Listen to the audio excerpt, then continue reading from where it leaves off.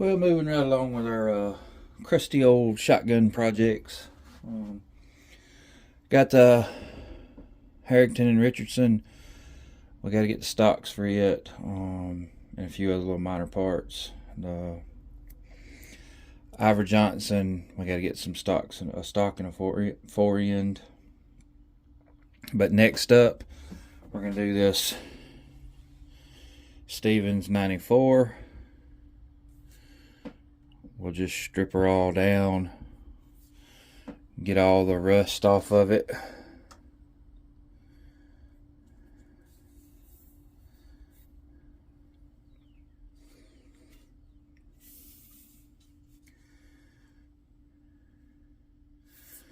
And then we'll